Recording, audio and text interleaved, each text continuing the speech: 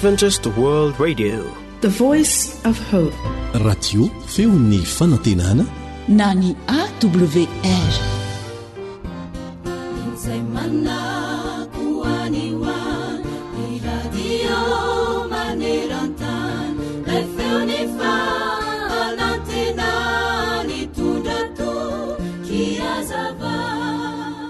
Indray andro i Ralph Ershain, lehilahy anglisy malaza sady mpitondra fanjakana ambony, dia nandahateny ka nanazava izay voalaza ao amin'ny Lioka 9:12 ny 7:7 manao hoe: tsy misy mpanompo mahay manompo tombo roa, fa ny anankiray ho alany ary ny anankiray ho tiany, na ny anankiray hombany ary ny anankiray hamavoiny. Tsy mahay manompo an'Andriamanitra sy mamona ianareo. Izao no fanazavana nataony. Raha mahita alika manaraka orin'ny olona roalahy miara-dalana ianareo, dia tsy ho fantatra velively ny tompony io alika io amin'izy roalahy. Nefa raha misara-dalana izy roalahy, dia ho fantatra miaraka amin'izay ny tompony, satria tsy maintsy ny tompony no arahany. Toy izany koa isika olombelona. Samy eo anoloantsika Andriamanitra sy izao tontolo izao sy ny fiainan-dratsy eo aminy. Sarotra ny ahalala izay topontsika, na Andriamanitra na ny fiainan-dratsy eto amin'izao tontolo izao. Andraso anefa fa samy antso antsika hanaraka azy avy, na Andriamanitra na izao tontolo izao. Raha Andriamanitra ary no topontsika, dia tsy maintsy hanaraka ny baikon'Andriamanitra ny an-danitra isika, ka tsy maintsy hohity eny amin'ny toetrantsika sy ny fiainantsika eny ny mahampanompon'Andriamanitra antsika. Fa raha izao tontolo izao kosa no tompontsika, dia tsy maintsy ny fahafinaretany nofo ny zava-dehibe indrindra amintsika. Izany no fanazavan'ity mpandahateny malaza ity. Mazana tokoa no sarotra ny manavaka ireo olona izay milaza ny tena no olon'Andriamanitra sy ny olona izay mankafy ny fiainana izao tontolo izao. Na ho ela nefa na ho aingana, dia tsy maintsy hiavaka ihany izy ireo, na eo amin'ny fomba fiteniny, na eo amin'ny fomba fiainany. Ary ianao, inona ny mampiavaka sy hahafantaran'ny olona anao eo amin'ny fiainanao isan'andro?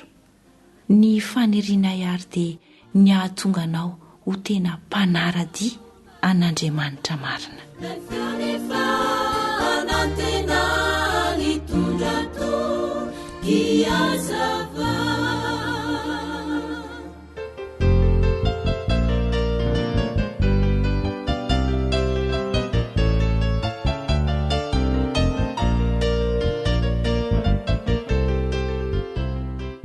Tarika Giovanni. Lalandro tena samihafa manoloana izo sy anao, iray lalantsara sady makany amindray, lalantsara sy mahasoa, lalantokana ihany koa, eno lay lalantery sy sarotra zay makany amindray. Iray kosa lalana zay makany amin'ny afobe, lalambe zay malalaka tena be ny mpandeha, izay volisatana-no tompo marika lehibe, miafara amin'ny fahaverezana fahafatesana. Aiza reno izoranao risaka izao mbala zao, fahafatesana kosa ve zay ilay lalam-piainana, lalanterino arahina fahaizany no fiainana, lalantsara zo antoka mahasambatranao, mandehanaka matoky ijereany Jesosy, izay tantananao hatrany ka dia mahery zare, hotody soa andanitra izany ity. AWR, izay ilay onjany fanantenana. Fahafatesana kosa ve zay ilay lalam-piainana, lalanterino arahina fahaizany no fiainana, lalantsara zo antoka mahasambatranao,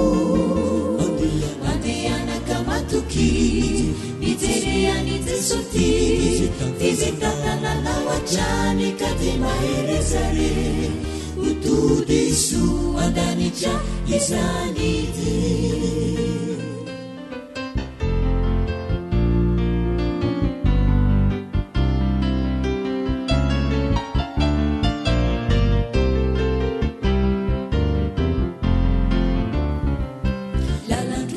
samihafa manolona izosianao iray lalatsara sady makany amindray lalatsara sy mahaso lalatokana ihany ko eno lay lalantery sy sarotra zay makany amindray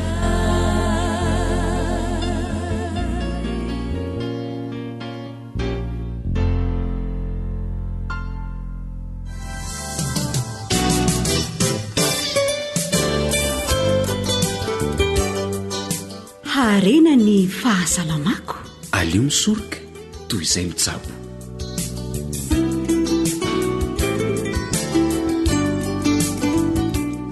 amin'ny fofefifaliana no hiarabananao miaraka aminay atao anatin'izao fandaharana mahakasika fahasalamana izao ny firarian'ny ekipa amin'ny fifanantenana dia mba ho tehirizin'andriamanitra mandrakariva aminao anie ny fahasalamana raha misy kosa nefa ny tsy salama dia hositranoilay andriamanitra mpanasitrana ny ianao ireo lalàny sakafo tsara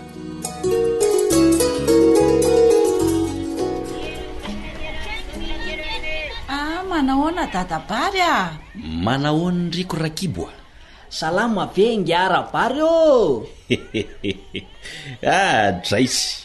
ay ve tato koa serclo a manahoanareo vady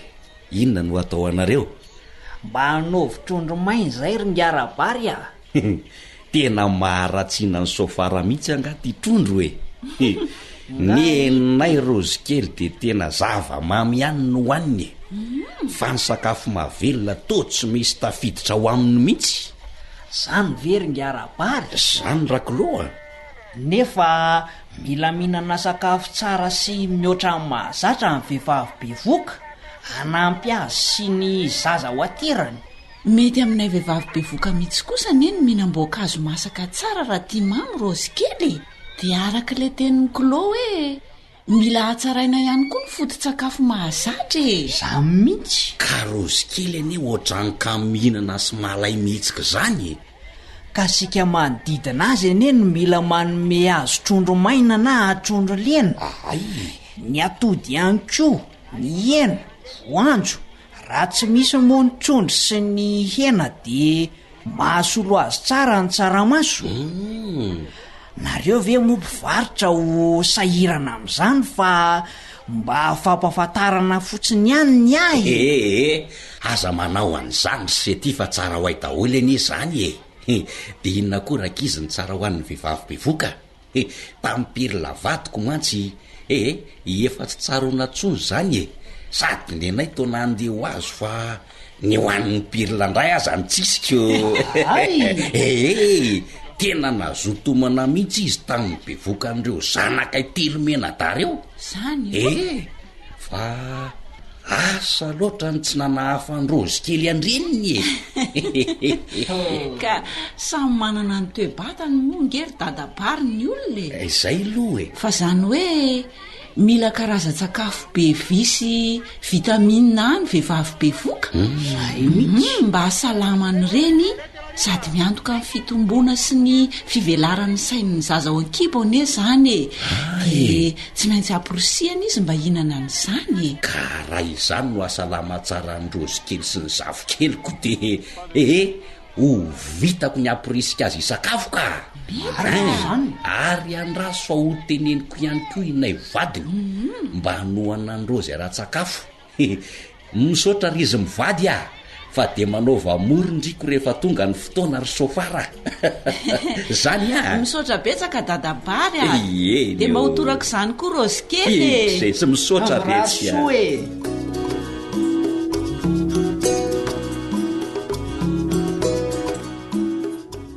zava-dehibe arakaraka ny toe-batan'ny olona tsirairay tokoa ve ny sakafo hohaniny rentsika teo zao ny vehivavy bevoka andao dokotera no asaintsika aneo ny heviny mahakasika ity sakafo ity. Ireo lalàna ny sakafo tsara, misy lalàna koa izany ny atao hoe sakafo tsara. Tamin'ny 1877 ka hatramin'ny 1963 dia misy mpitsabo anankiray antsoina hoe Dr Pedro Escudero, Argentin izy io. Izy no nilaza fa tena izy amin'ny sakafontsika dia mifototra amin'ny karazany, ny habetsahany, ny firindrany ary ny hatsarany. Izay izany ny ankinan'ny sakafontsika dia ny karazany, ny habetsahany, ny firindrany ary ny hatsarany. Misy lalàna ny tsirairay koa nefa n'izy ireo, ny lalàna ny hatsarany na ny kalite izany. Lalàna fototry ny karazany izy io. Ilaina ny sakafo mitondra ny zavatra ilain'ny taova. Tokony tsy hita ny tsy fahampiana, fa tokony ho feno na complet araka ny hery ilain'ny vatana mba hahafahana manao ny asa amin'ny tokony ho izy. Ny planin'ny fisakafo dia tokony hanana tombana ambony ho ampy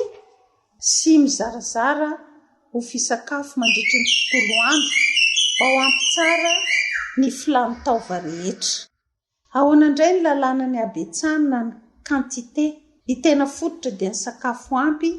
na amin'ny habetsahany na amin'ny singa ilaina entiny arakaraka ny olona tsirairay. Miankina amin'ny taona, ny sexe, ny habe na ny halavan'ilay olona, ny lanja ary ny asa ataon'ilay olona. Ohatra ny vehivavy bevoka dia betsabetsaka kokoa noho ny olona antitra. Ny habetsahan'ny sakafony izany. Ny olona antitra indray dia kelikely kokoa noho ny mpanao fanatanjahantena. Izay izany ny filàna. Ny lalàna ny fandrindrana indray na ny harmonia dia mila voalanjalanja.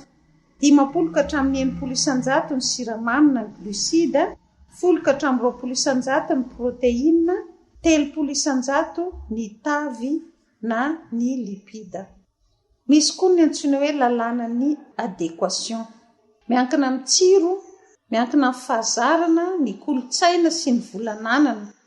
Ampiarina amin'ny olona rehetra, amin'ny fotoana rehetra, na salama na marary. Ny sakafo ara-pahasalamana dia hohanina amina maha-natoraly azy. Firy izany ny isan-tsakafo tokony hohanina isan'andro. Izany hoe impiry isan'andro ny tokony sakafo.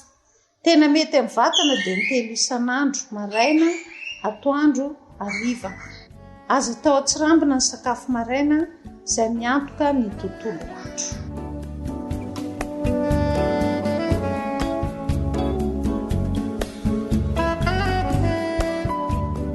Azo atao ambanin-javatra ny sakafo fa antoky ny fahasalamanao izany. Dia izay indray aloha ny fiarahana androany, zohanitra no nanomana ny fandaharana mahakasika ny fahasalamana, samy makosa ny teo amin'ny lafiny teknika. Mirary soa tompoko.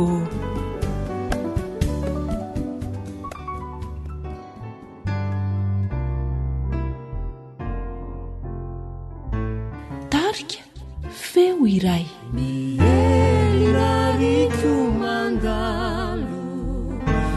Zavatra rehetra eto mamitaka voko ireny, mora simba morano tsy aharitra mandraky izay fa e mandalo avoko.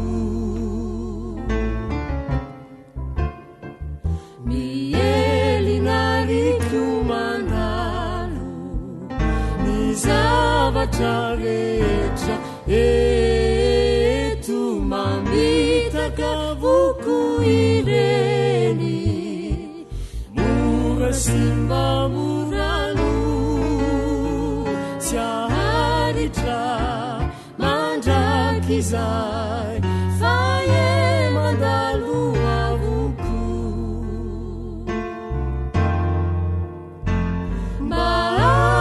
Pazireny maso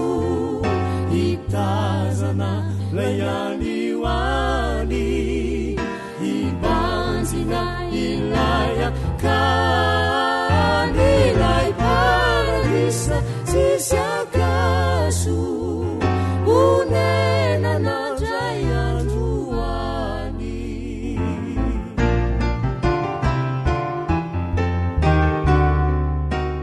awr izay lay onjany fanantenana ivelono lazaiko anao e ny eto antany any olao fasao ianao varimarina manadino ilay fodina karaisoje sopanadio ny otanao rehetrany mba atopazy reny maso itazana layany hoany ibanjina ilay akany ilay paradisa sisy akaso onenanandray androany mba atopazy reny maso itazana layany hoany ibanjina ilay akany ilay paradisa sisy akaso onenana dray androany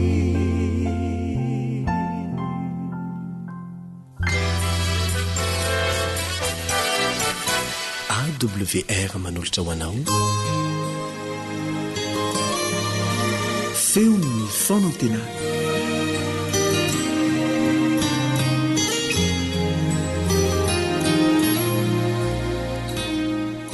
andriamanitra ny tokony atao loha lahara ho ny saotra ny vera ny haja ny voninahitra ho azy irery ihany ho antsika rehetra kosa ny fahazavan-tsaina io ambany ny fitarian'ny fanahy masina fa ny fanahy masina no ampianatra antsika ny zavatra rehetra ny fanahy masina hitaridalana antsika ho amin'ny marina rehetra Jesosy no lalana sy fahamarinana ary fiainana ka Jesosy no arahantsika Jesosy no inotsika Jesosy no atenaintsika iara ivavaka sika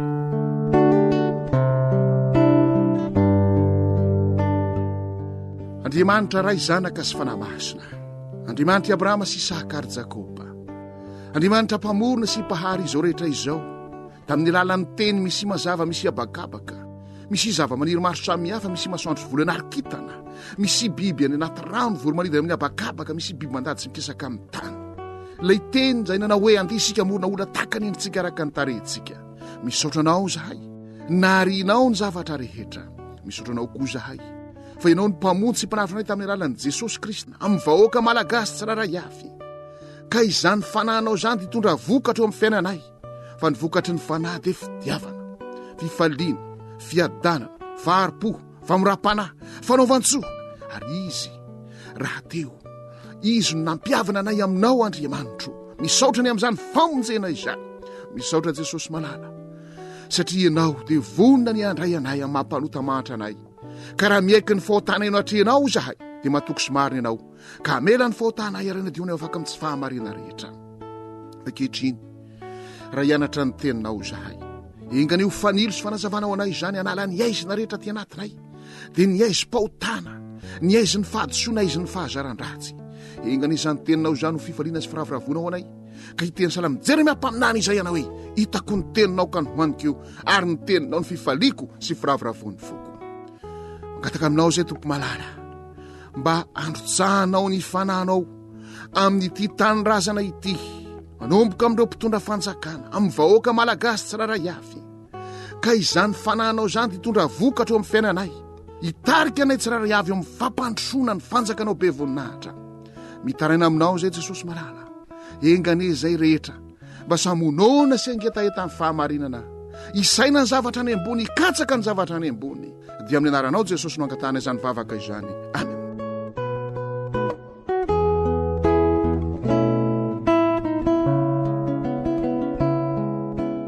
Ny rehefa malala averimberitsika ihany ary fa vonina ho any an-danitra zay ny loha hevitra lehibe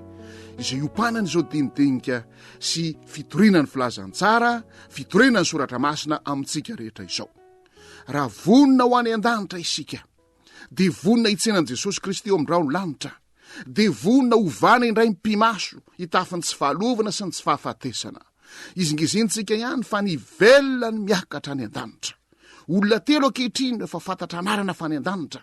Enoka niara nandeha tamin'Andriamanitra, Mosesy natsangana tamin'ny maty de nakarana an-danitra, Eli nakarina velona tany an-danitra, Mosesy sy Eli ao amin'ny Matio 7:20 de niseho tamin'ny tendrombohitra fiovantare, ary Mosesy de tandidin'ireo zay maty ka hitsangana amin'ny maty ho tafiana ny tsy fahalovana sy ny tsy fahafatesana, ty mety matsy ty mety lo ity. Ary Eli kosa de tandidin'ireo zay akarina velona any an-danitra. Zay matsy le terery amin'ny Tesalônina voalohany toko 4 ka ny andiny 9:20 manao hoe fa ny tena ny tompony hoidina fa ny an-danitra amin'ny fiantsoana sy ny finarika-anjely, ary ny tropetra'Andriamanitra ka zay maty eo amin'ny Kristy no hitsangana aloha.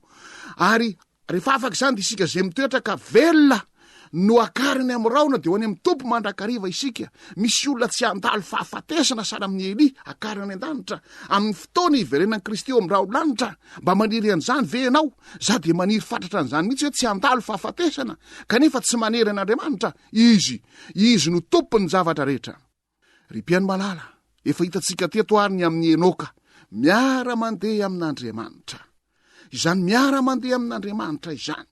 de sala amin'ny antsony Jesosy Kristy andreo mpianatra ireo, avy anaraka, avy ara-mandeha amiko, ataoko mpanarah'olona ianareo. Zany hoe manaparasaka ny filazantsara ny famonjena amin'ny olona rehetra, ary amin'ny alalan'ny fijoroana ho vavolombelona, amin'ny alalan'ny teny zay atao, amin'ny alalan'ny fihetsika sy ny fomba fianatra amin'ny Tsipria indrindra, nanofana andreo mpianatr'ireo Jesosy, namolavola azy ireo Jesosy, nanitsy sy nananatra azy ireo Jesosy. Ary mba fantatrao moa fa hatramin'ny Jodasy aza de nandaniany Jesosy ny androny mihitsy, ary somary mivatambatana ihany ny tenin'i Jesosy matetika. Heritaona talohany namadian'ny Jodasy an' Jesosy de efa niteny Jesosy tamin'ndrareo hoe ny nakiray aminareo reo de devoly. Mahery ane zany teny zany, mahitsy zany saingy zao antsina, hanamboarana, hamonjena ny Jodasy izany. Mampalahelo indrisy dia hatramin'ny farany de niziriziry Jodasy. Ny antony de ny fiavonavonana atao anatiny. Manana ny fahaizam-pahalalana izy, manana ny fakingana izy, kanefa netiny rehareana sy ny avonavonana izany, ary nanambanina ny hafa, nanaovana tsinitsinona andreo mpiaraka amindreo reo mpianatra Jesosy ireo,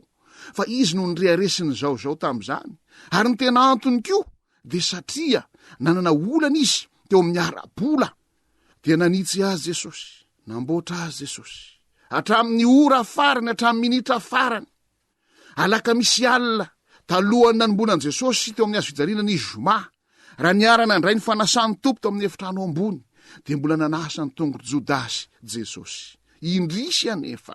fa niziriziry ity Jodasy ity, noraisiny ara-pombapomba fotsiny izany fanimpom-pivavahana masina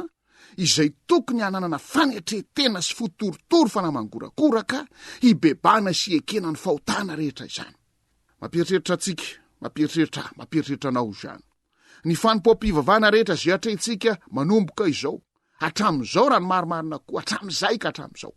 Sao la ho raisitsika sara amin'ny fombafomba ivelany fotsiny zany. Sao la ho raisitsika araka ny fahazarana fotsiny zany. Fa tsy nitondra fiovampo tao amintsika tsiraray avy. Fa io isika efa mbola miavonavona sala amin'ny Jodasy ihany,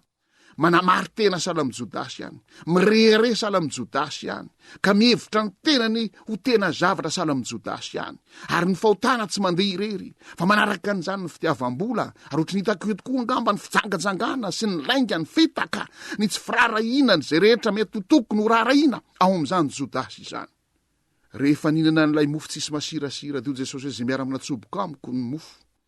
izany no amadika ahy, satria samy nanontany daholo ny mpianatra hoe zaveno izy, hatramin'ny Jodasy aza de mba nanontany hoe zaveno izy, de ho Jesosy hoe voalazanao Jodasy a. Tsy nahatonga fiovampo tamin'ny Jodasy izany fihetsiky Jesosy rehetra izany. Matahora, aoka samy atahotra isika. Sao efa tratran'izay fahamafisam-po izay, tratran'izany farao tany Ekipta, ka indro fa nanao tsinotsinona ny zavatra rehetra nataon'Andriamanitra mba hitarika azy eo amin'ny fiovampo. Nanao tsinotsinona n'izany koa Saoly mpanjaka ny Israely, nanao tsinitsinina n'izany reo olona milaza azo malaza sy manana fahefana teo amin'ny tantara rehetra. Jodasy nanao tsinitsinina n'izany antso-pitiavana zay nataon'i Jesosy izany. Reo ny mpianatry Jesosy, raha natao anarato-olona izy, dia indrisy fa nanjary tsy fantatra ntsony hoe nanarato inona izany, fa dia Jodasy nefarany dia nivoaka ny rito natao amin'ny efitrano ambony, lasa nakany amin'ny mpisorona be, naka ny vola 30 namadiana an' Jesosy, namarotana an' Jesosy, ary Jodasy mihitsy tary amin'ny sahan'i Getsemane no nitarika ny miaramila mpisorona be isambotra an' Jesosy, dia ny miaramila monina ny tany vahoaka na ny tany reto vahoaka efa romotry ny fanahany 10 minitra ao anatiny reto. Ahoana moa nahafantarany azy an'ity maiziny ity? Ahoana tsisy elektricité ao amin'ny sahan'i Getsemane ao e? Ahoana tsisy afondasy e? Ahoana tsisy an'ireny jiro mazava be reny? Dia ho Jodasy io oroako izy. Mbola niteny tamin'i Jodasy indray Jesosy, oroka va Jodasy, anao madianao ny tomponao. Firifiry moa no miseho manoroka anao, kanefa dia mpamadika anao akitsy rano. Miseho manoroka anao, kanefa dia tena oroko Jodasy tsotro zao. Isaky manao an'izany fanambarana ny tenin'ny soratra masina tao amin'ny sahan'i Getsemane izany aho, dia mampitandrina foana ny tanora, ny lehibe amin'ity resaka oroka ity, satria mandrakariva dia io no mitondra ao amin'ny fahavoazana, oroka famadiana. Olona tsy alainao vady, fa dia orokoroanao fahatany etseroa, ompotenao tanteraka ny aja mambonany. Oroka no amadiana vehivafiry, lehilafiry, na tanora io na lehibe io, na antitra io na tanora io. Oroka va no amadianao ny tomponao. Nefarany Jodasy, rehefa indro ireto andihana niaraka tamin'i Jesosy, iakatra eny Kalvari, iakatra eny Golgota, iakatra eny Karandoa, dia io Jodasy fa nanato tena ary tapaka ny tady dia nirapoka tamin'ny tany, nivoaka ny tsinainy. Rehefa nitangorona teo ny amboa rehetra, izay tsy fantatro na tanana firiny no voandreo alika ireo, nihinana ny tsinainy Jodasy.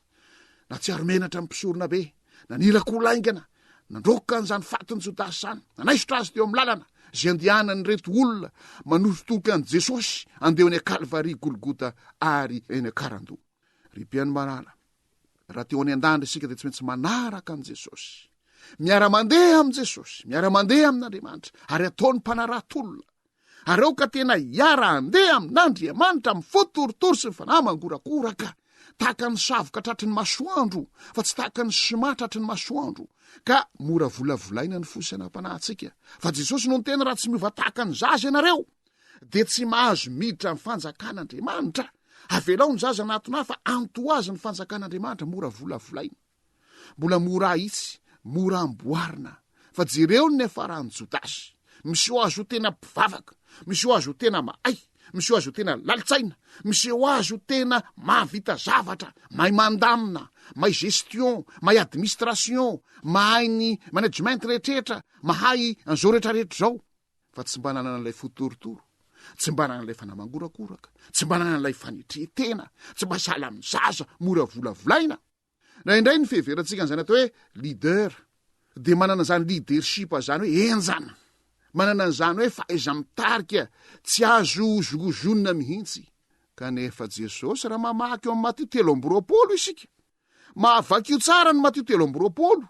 aza misy ataonareo mpitarika anareo izy, aza misy ataonareo orainareo, any an-danitra ny rainareo, any an-danitra mpitarika anareo. Zany hoe fampietreretana ny atao hoe leadership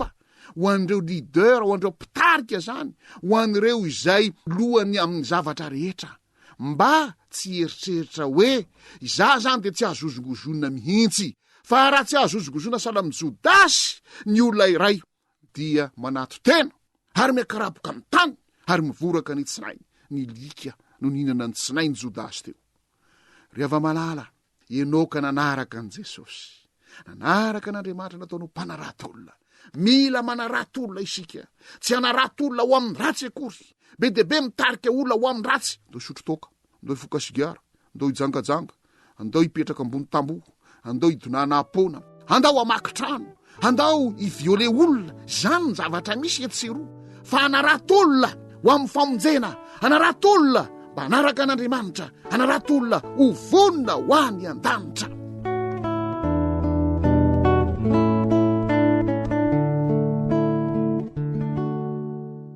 andao re ao iasa sakaiza babo foany Jeso miasare fandrao le utara ka siavokatse andao re ao iasa sakaiza babo foany Jeso miasare fandrao le utara siavokatse famaro ereo asa miandry de fo azy ireo mbola mangy miasary namako miandiane Jeso Antokobira iraky ny ava Anosy Be Ouest amitany asana mpanompony fitaorina mako niasany Jeso ereo asa miandry de fo azy ireo mbola mandry miasary namako miandiane Jeso ianao no nantsony amitany asana mpanompony fitaorina mako niasany Jeso niasany Jeso niasany Jeso niasany Jeso niasany Jeso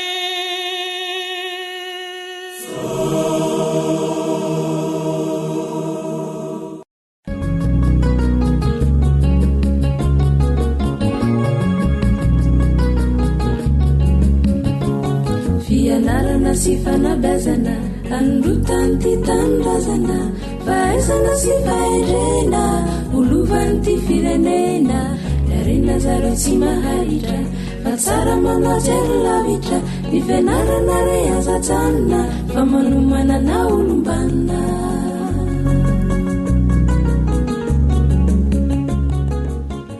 nanao namanao ahoana aza ho no tsy andrapaka ny mahamay ambilany ary namaka toinona aza dia tsy adiona akory ny miaraba no mpiaino miaraba tompoko lahy finaritra tompoko vavy miaraba namanarila faly miaraba ny mpiaino rehetra tsy ankanavaka miarabanao namana joelinanto arimisa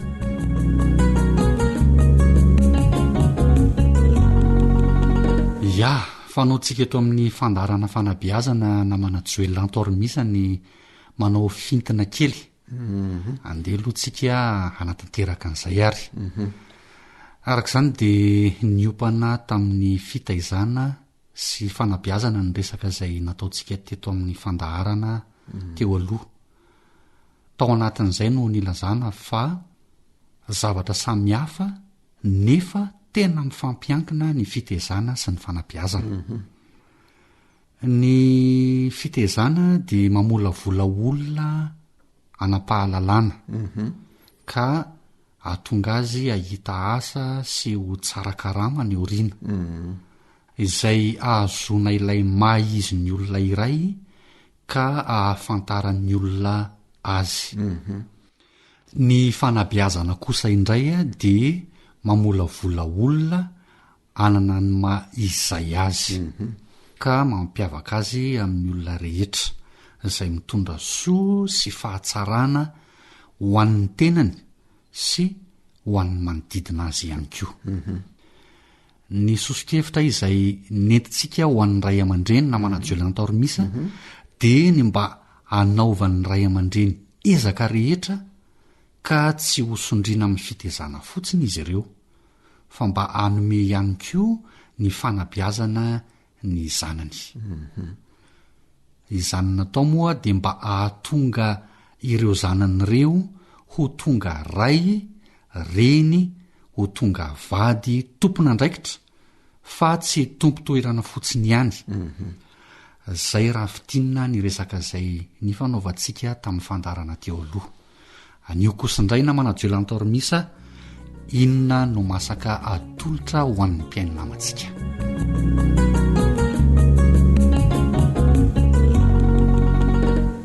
ankasitrahana aloha ianao namanarylay ny am'izay fintina izay tsy ampiandrelan'ireo mpiaino isika akory a fa anio dia iresaka mikasika ny tanora miatrika ny hoavy mbola ao anatin'ny fitaizana sy fanabeazana ihany zany resaka zany namana rila dia tiana ny iresahana ny ty resaky ty izay atao hoe ny tanora miatrika ny hoavy nahoana moa ny resahana izy ty ny antony dia satria miantoka amin'ny fiainako avy ny tanora iray manontolo satria ihany ko raha tsy resahana ity resaka fiatrehana sy fanomana ny tanora no aviny ity de lasa mitsapatsapa fotsiny ireo tanora eo ihany ko lasa manaonao foana ny ray aman-dreny amin'ny fanabeazana ny zanana ka azo lazaina hoe toy ny olona mitaingindakana nefa very foivoy ireo ray aman-dreny sy zanak'ireo am'izay fotoan'izay a dia mety horendrika na tsy tody amin'ny fitodiany a ilay zanaka sy ilay ray aman-dreny jivitsy ihany ko namana rilahy ireo ray aman-dreny ny be aya ary ao foana ilay fiteny manao hoe sode zao sode makatsy sode makary dia zany rehetrarehetra zany a dia hita fa vokatry ny tsy fametrahana ilay fifampatokisana eo amin'ny zanany ka mahatonga ilay zanany ho sahirana rehefa tena miatrika amin'ny fiainako aviny any atokantramin'ny samborera izy ary matetika aza dia mbola mety ratsehatra nireo ray aman-dreny ireo na de efa hoe efa 10 taona efa 15 taona aza lay zanany dia mbola tiany ho bakiona ihany mbola tiany ho fehezina ihany ilay zanany na de azo lazaina aza namanalila hoe efa mba tokony ho tapitra eo amin'ny fananany zanana ny tokantrano ny fibaikona sy ny fidirana antsehatry reto ray aman-dreny ireto ao amin'ny genesisy 2:2 namanalila tsy de hoe vakitsika daholo akory ilay teny fa ny vetikevitra zay voalaza ao de laza fa isaraka amin'ny ray aman-dreniny ny lehilahy ary ikambana amin'ny vadiny dia ny dikan'izany de hoe efa adidin'ilay zanany ny tokantranony fa tsy tokony ho tsabatsabahany ray aman-dreniny itsony ilay hoe mandao ny ray aman-dreniny zany hoe miala eo ambany saokany ray aman-dreniny lay zanany arak'izany ny adidinao ray aman-dreny dia ny manabe ny zanakao ka hatonga azy ho tompona ndraikitra am'izany tokantranony zany ary zany no antopy sy ny tofandarany tony ny namanarela mba hanolotra sosikevitra ho an'ny ray aman-dreny sy sosikevitra ho an'ny tanora ihany ko mba hatateraka ilay hoe akizy na zaza tanora tompona ndraikitra eo amin'ny fiainako aviny araky nefa nolazaintsika tany aloha namanarelahy ny fiheveran'ray aman-dreny sy tanora zany ho avy zany dia matetika hoe resaka asa ny ahita asa fa io avy ko dia azosokajiana ho efatra mazava tsara ny voalohany a dia ny ho avy ho manina eo anatrehan'ny ray aman-dreny na eo anatrehan'ny dada sy neny io ilay fanabeazana sy ilay fitaizana zay samihafa nefa mifameno izay homanina raha mbola eo ambany sokan'ny dada sy neny ny zanaka ny ho avy faharoa kosa indray a dia rehefa mahavita fianarana ilay zaza na ilay tanora ka mahita sy mahazo asa amelomatena saingy miakina amin'ilay fanomanana ny ho avy voalohany a ity ho avy faharoa ity ny ho avy fahatelo kosa dia ny fanondrenana tokantrano araky nefa nolazaintsika tamin'ny fandeharana tany aloha tany dia ilaina homanina ny fanondrenana tokantrano mba ananan'ilay tanora ny fahaiza manao ananan'ilay tanora rafitsaina eo anivon'ny tokantranony na ilahy io na vavy zany namanarelahy dia ilaina manana ny fahaiza manao io avokoa fa tsy hoe ny vavy ihany na ny lahy ihany fa tsy maintsy manana izay fahaiza manao izay avokoa izy roroa ka eo no apetraka amin'ray aman-dreny ny fanontaniana manao hoe ahoana no nanomananao ny zanakao rehefa norina tokantrano izy, ahoana ny fomba ny nanabiazanao an'io zanakao io, ahoana no ahaizany safidy, ahoana no ahaizany mahafantatra hoe inona no sahaza azy ary inona no tsy sahaza azy. Ianao ray aman-dreny zany no tokony hitarika sy anabeny zanakao mba ahafantatra zay hoe safidy sy sahaza izay.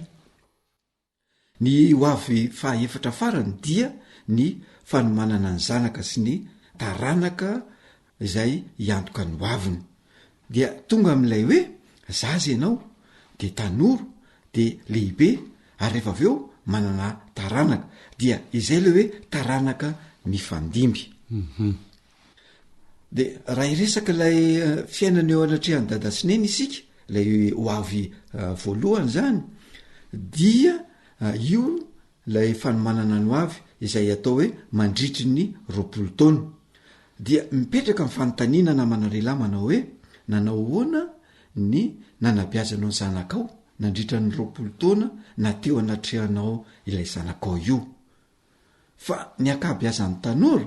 dia nilaza raha ohatra ka nisy fanontaniana sy fampiresana tamin'ireo tanora ireo dia nilaza izy fa tsy mba nisy ilay fifandraisana po teo aminy sy teo amin'ray aman-dreniny. Tsy nisy izany fifanankalozan-kevitra izany, tsy de nisy izany hoe fotoana ny arahana ny sakafo izany fa samy sakafo amin'ny fotoana izay mamety azy fotsiny ny mpianakavy. Tsy nisy izany hoe fotoana ny araha mivavaka izany,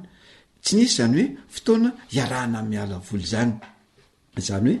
raha lazaina amin'ny teny tsotra de hoe 20 taona nandalo fotsiny sy fiarahamonina fotsiny, fa tsy nisy fanomanana ny hoavin'ilay tanora mihitsy teo amin'ray aman-dreny. Ary tsapa tao anatin'izay fa ny akamaroan'ny tanora dia tanora notaizaina namana lehilahy fa tsy tanora nobeazina. Dia mipetraka ihany ny fanontaniana manao hoe nanao ahoana no niainanao ray aman-dreny izany fifandraisan'ny mpianaka izany, mba nisy ve izany zavatra izany, nisy ve izany hoe atao hoe fifankatiavana sy fitiavana izany, nisy ve izany hoe fifampatokisana izany, nisy ve izany hoe fiainana amin'ny fahamarinana izany. Zany zavatra zany dia misy vokany namana lehilahy. Ny vokany de lasa mikaroka fitiavana eny velany ilay tanora, lasa ohatrany hoe malaina izy na de nio de ao an-tranony azy. Satria nahoana? Satria ny zavatra iainany eo an-tokantrano dia inona? Ray aman-dreny miady lava, ray aman-dreny tsy mifanara-tsaina, ray aman-dreny zay misy aza namana lehilahy miteny ratsy ny ray aman-dreny, ary raha vao ny ray aman-dreny miteny ratsy indrindra amin'ny zanany de hita fa tsy misy fitiavana mihitsy zany ray aman-dreny zany. Dia ny zavatra hita sy tsapa ihany koa de misy amin'ny ray aman-dreny no tsy mba mamela ny zanany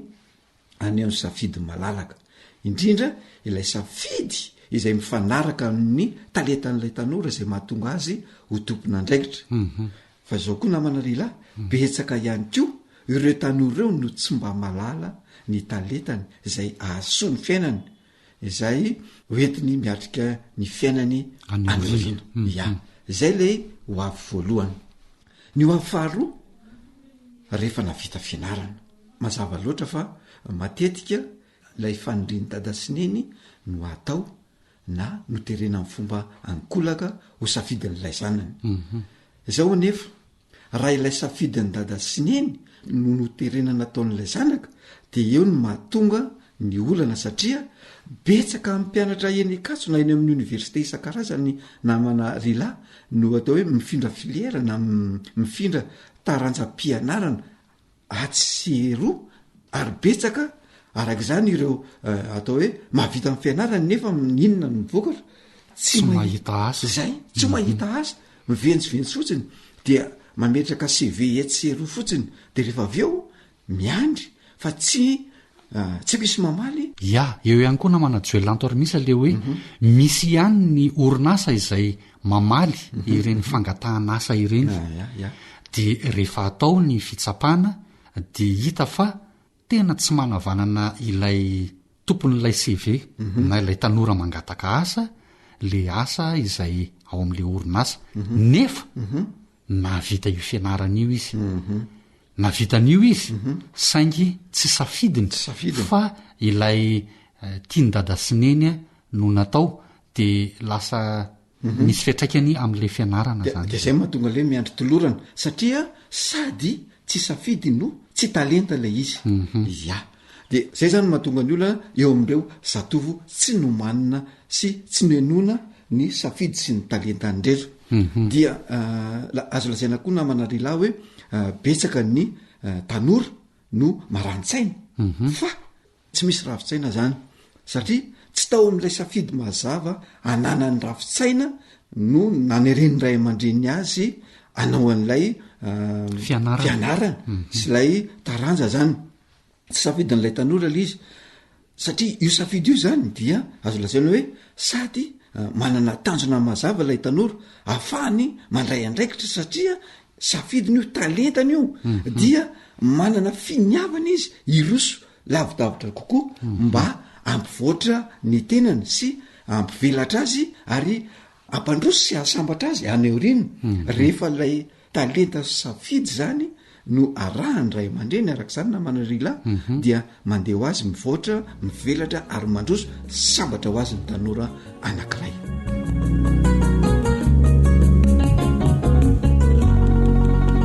betsaka ihany ko ny ray aman-dreny no tsy mahafantatra fa manomana olona ho tompona andraikitra izy ary fa nomanana olona ho tompona andraikitra io dia tahaka ny olona anankiray manao trano misy fototra tao misy rindrina atsangana misy tafo apetraka ka izay no mahatonga reo ray aman-dreny reo anao hoe ny faniriny no tokony safidiny zanany kanefa de hita sy tsapa fa tsy mifanaraka amin'ny talenta ananan'ilay zanany mihitsy ilay izy fa ny zava-misy a tsy fantatry ny ray aman-dreniny ny savidin'ilay zanany satria tsy misy lay inona lay tsy misy lay fiarahana misakafo le fiarahana ao atokantrano lay fiarahana ao atokantrano tsy misy lay fiarahana miala voly lay fotoana iarahana amin'ny lalao lay fotoana iarahana amin'ny vavaka ahafahana fampiresaka sy ny mifanakalevotra tiako ny ampatsiahkely na manajoelantormisa hoe ny fomba fanao ireo taolo ny fomba fanaon'ireo taolo malagasy de misy an'le hoe takariva amorom-patana ankehitriny ohatrany tsy de tena maheno an'izay loatra intsony fa variana amin'ny fahitalavitra variana amin'ny telefona samy manana ny efitranony samy maka ho azy na de mifampitazana ara de tsy misy tsony zany reo fotoana anatanterahana an'ireo hetsika rehetra reo le fampiresahana sy fanakalozakefitra tsisy sasany mamaky gazety de mampiakatra tongotra eny ambony seza eo mitsotra lavabe eo tsy misy ny fampianona sy ny fifampiresahana dia mariana manokana mihitsy namanarela fa mazava-dehibe ilay hoe fotoana fiarahan'ny vavaka mba angatahan'ny tanora hoe mba ampafantaro andriamanitro ny taletako mba ahafahako misafidy zay lalaka izorako ka atafita amin'ny lalakombako sy anomanako ny hoaviko zava-dehibe zany namanarela nefa tsy misy zany ao atokantrano fa ao anatin'io hoe efa mavita fianarana io de misy ilay hoe fomba fandrefesampiainana ohatra atao hoe eo amin'ny fahadimy amby folo ka hatramin'ny faharoapolo taona ny tanora dia hita hoe tsy mivakilo ny tanora fa eo amin'ny faharoapolo ka hatramin'ny fahadimy amby roapolo taona ny kosa dia izao no tsy maintsy mipetraka io tanora io zany a dia efa navita fianarana ary efa miasa de ny fahadimy amby roapolo ka hatramin'ny fahatelopolo taona ny kosa indray a efa miasa ary efa manambady de efa miteraka ray satria nahoana satria raha ny tena marina ny vehivavy dia tsara raha miteraka eo amin'ny fahadimy amby roapolo taonany eo ary ny lehilahy de tsara raha eo amin'ny fahatelopolo taonany eo no efa manambady ary efa miteraka ny zanany voalohany satria ihany koa eo zany no efa lazaina hoe efa samy matotra zany ny mpivady eo ihany ko na manarela ny elanelan'ny taona mpivady dia eo amin'ny 10 ka hatramin'ny folo taona eo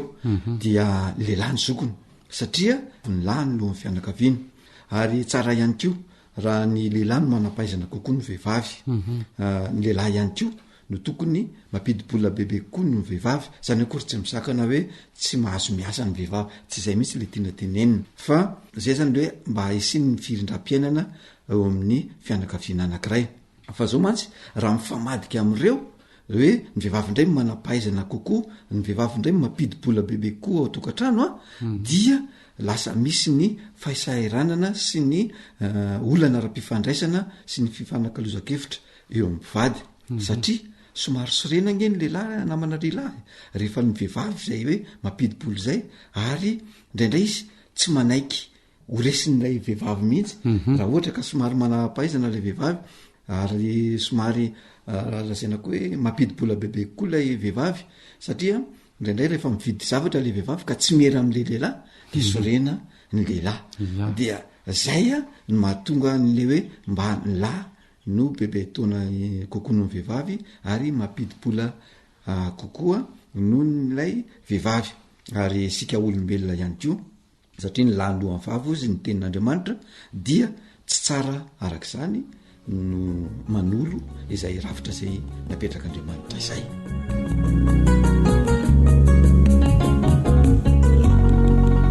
ankasitrahana ianao namana joelantormisa na mahava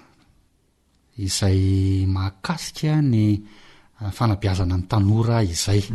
ka ny fandaharana eto amin'ny feon'ny fanantenana dia manolotra mandrakariva sosokevitra ho anao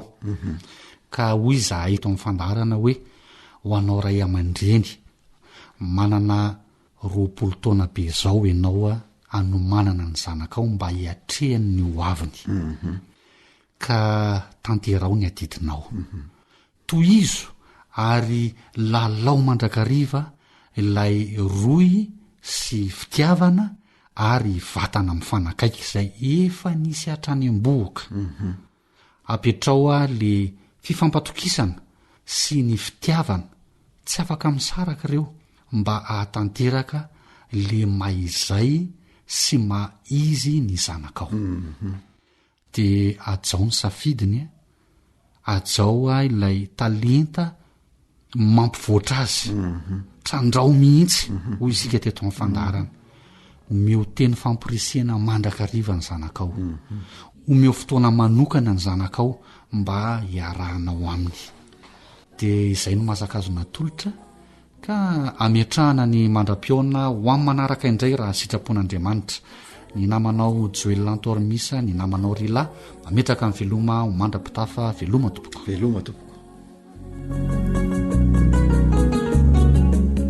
AWR téléphone 034 06 797 62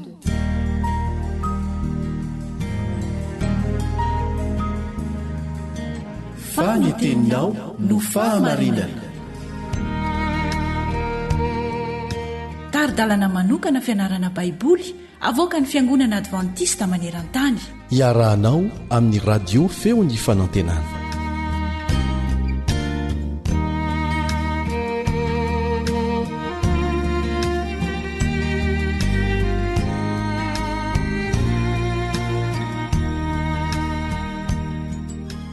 ny lohateny hodinitsika an'io dia manao hoe iza anangana azy miaraka aminao ety ny mpiaramianatra aminao Kaleba Andretsikivy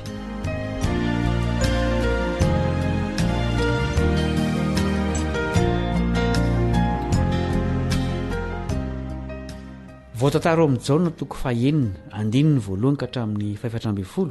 fa namahana olona mihoatra ny 5,000 tamin'ny sakafo kely Jesosy taoriany izany fahagagana izany dia nokasain'ny olona tao mpanjaka izy 15:12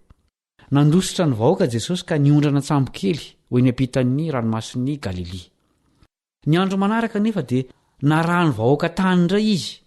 tamin'izay fotoan'izay no nanaovan'i Jesosy toriteny mahafinaritra momba ny mofinaina nitoriany araka tamin'izany koa ny amin'ny fanomezana ny fiainana mandrakizay ambaran'i Jesosy eo amin'ity toriteny ity fa anangana ny olony amin'ny maty izy ary anome fiainana mandrakizay ho azy ireo andiovakitsika mihitsy ny teniny Jaona toko 9:7-13 ka hatramin'ny 1:15 Jaona toko 9:7-13 ka hatramin'ny 1:15 ary izao ny sitrapon'izay naniraka dia ny tsy hamelako isy very zay rehetra nomeny ahy fa hatsangako indray amin'ny andro farany izy fa izao ny sitrapony raiko dia niazahoany zay rehetra mijery ny zanaka ka mino azy fiainana mandrakizay ary izaho hanangana azy amin'ny andro farany dia nymonomonina tamin'i Jesosy ny jiosy satria izy nanao hoe izaho ny mofo izay nidina avy tany an-danitra dia hoy ireo tsy le io va ny Jesosy zanak'i Josefa izay fantatsika ny rainy aman-dreniny ahoana ny dia anaovany ankehitriny hoe izaho nidina avy tany an-danitra Jesosy namalika nanao taminy hoe aza mimonomonina ianareo tsy misy olona mahay manatona raha sy tao amin'ny ray izay naniraka ary izaho nangana azy amin'ny andro farany voasoratra ao ampaminany hoe ary izy rehetra dia ampianarin'Andriamanitra izay rehetra mandreka mianatra amin'ny ray no manatona nefa tsy nisy nahitany ray afa-tsy izay avy amin'Andriamanitra izy no nahitany ray lazaiko aminareo marina dia marina tokoa izay mino ny manana fiainana mandrakizay izaho no mofo-finaina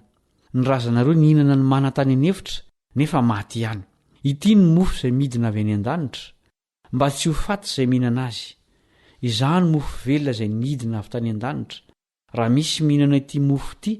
dia ho velona mandrakizay izy ary ny mofo izay omeko dia ny nofoko ho fiainan'izao tontolo izao misy fototra telo lehibe momba ny fiainana mandrakizay ambaran'i Jesosy eto amin'ity toriteny ity voalohany izaho ny mofo izay avy tany an-danitra ho izy andininy 7:50 ny teny hoe izaho dia milaza ilay mahery tsy toa ao amin'ny Eksodosy 7:14 ilay izy atr'izay ka ho mandrakizay faharoa ambaran'i Jesosy fa avy aminy ny fiainana mandrakizay hoy izy ao amin'ny 5:30 Jana 5:5 hoy Jesosy taminy izaho ny mofo-finaina izay manatona ahy tsy mba ho noana ary izay mino ahy tsy mba hangehitahita intsony fahatelo ampifandraisin'i Jesosy amin'ny fitsanganan'ny olony amin'ny maty ny fiainana mandrakizay hoy izy ao amin'ny 7:30 ary izao ny sitrapony izay naniraka ahy dia ny tsy hamelako isy very izay rehetra nomeny ahy fa hatsangako indray amin'ny andro farany izy mampanantena fanomezana tsy ampoiziny Jesosy eto hoy izy ao amin'ny 7:70 lazaiko aminareo marina dia marina tokoa izay mino ny manana fiainana mandrakizay milaza ve izany fa tsy ho faty mihitsy izay mino an'i Jesosy tsia izao no lazainy ao amin'ny 70 tapany farany ary izaho anangana azy amin'ny andro farany araka nefa nianarantsika tany aloha dia torimaso hoy Jesosy ny fahafatesana izay miandry antsika rehetra mbola hifoany maty rehetra ny tena fahafatesana dia ny fahafatesana faharoa izay anafoanana tanteraka ny ratsy fanahy azonao vakiana ny Apokalipsy 20:7-10 ry mpiara-mianatra namana raha tsy noho Jesosy dia tsy azo fiainana mandrakizay isika na dia mino azy aza nefa isika ary efa nandray ny teny fampanantenany dia ho faty tahaka ny olona rehetra ihany saingy atsangany amin'ny maty isika rehefa miverina izy ka omeny fiainana mandrakizay amin'izao fahavelomantsika izao no andraisana izany teny fampanantenany izany omeny atsika izany noho ny finoantsika ny famondrapon'i Jesosy andeha ary ho velomina mandrakarivo amintsika ny finoana azy sy ny teniny ny farana ny fotoana ny irantsika androany misaotra noho ny faharetanao niaraka taminao teo ny mpiara-mianatra aminao Kaleba Andretsikivy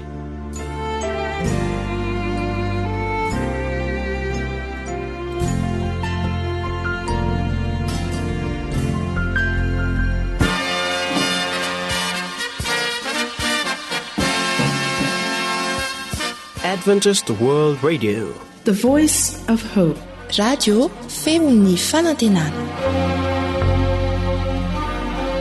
Ny farana treto ny fanarahanao ny fandaharan'ny radio feo fanantenana na ny AWR amin'ny teny malagasy azonao ataony mamerina miaino sy maka maimaimpona ny fandaharana vokarinay amin'ny teny pirenena mihoatriny 100 amin'ny fotoana rehetra raisoaryn'ny adresy ahafahanao manao izany awr.org na feofanantenana.org